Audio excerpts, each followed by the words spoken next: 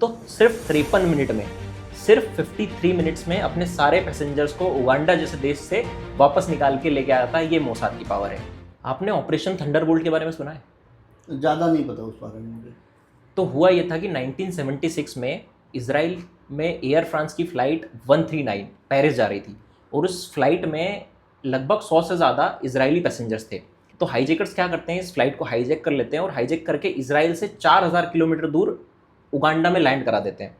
अब इसराइल को अपने पैसेंजर्स को बचाना था, तो इसराइल एक ऑपरेशन लॉन्च करता है और इस ऑपरेशन को जो लीड करते हैं वो व्यक्ति आज के जो इसराइल के प्राइम मिनिस्टर हैं बेंजामिन नेतन्याहू, इनके जो बड़े भाई थे वो लीड कर रहे थे। और इस ऑपरेशन में उन्होंने क्या किया था कि बेसिकली इसराइल से 4000 किलोमीटर दूर अपनी सेना को भेज के और मोसाद ने ये पूरा ऑपरेशन जो है वो लीड किया था। मोसाद वहाँ की जो स्पाई एजेंसी है। तो अब यहाँ से आपको समझ में आएगा कि इसराइल अपने सिटीजन्स को लेकर कितना सीरियस है और कितना पावरफुल है।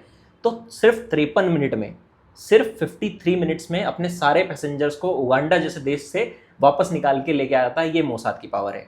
तो मोसाद जो है वो इतना ज़्यादा पावरफुल मतलब अपने लोगों के लिए कुछ भी कर सकता है इसराइल। मोसाद कितना पावरफुल है ना, इसका एक इंसिडेंट आपको मैं बताता हूँ। मोसाद ने क्या किया था, सीरिया से उसकी लड़ाई चल रही थी तो सीरिया में अपना एक स्पाई एजेंट, जो मोसाद इंटेलिजेंस एजेंसी है उसका एक स्पाई भेज दिया था उन्होंने, एली नाम का। उसको सीरिया में भेजा तो वो वहाँ पे 2 साल तक रहा, उसको बिजनेसमैन बना के भेजा था। अब वो 2-3 साल तक रहा और उसने ऐसे रिलेशंस डेवलप किए कि वहाँ की रिजीम चेंज हुई, फिर वहाँ के प्राइम मिनिस्टर का इतना खास बन गया वो कि उस व्यक्ति को, मतलब वो जो कि स्पाई था एक इसराइल का, उसको डेप्यूटी डिफेंस मिनिस्टर बनाने वाले थे वो लोग। इतना ज़्यादा मतलब स्पाई जो है नेटवर्क उनका बहुत स्ट्रॉन्ग है।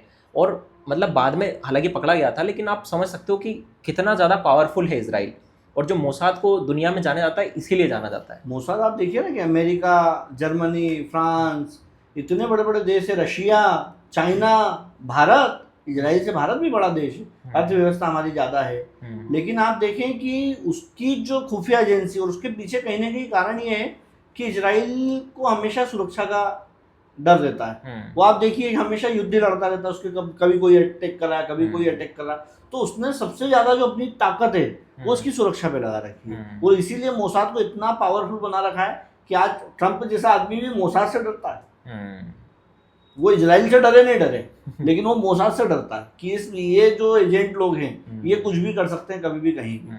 और ऐसा भी सुना हमने कि ईरान के जो सुप्रीम लीडर की जो हत्या की गई या उस पर जो मिसाइल गिराई गई, तो ऐसा कहते हैं कि इसमें CIA और मोसाद दोनों का जॉइंट ऑपरेशन था।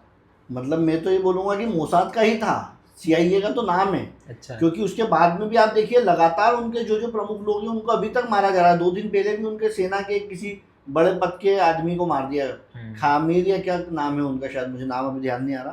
तो मोसाद आज भी ईरान में, इतना युद्ध होने के बाद भी ईरान में सक्रिय है।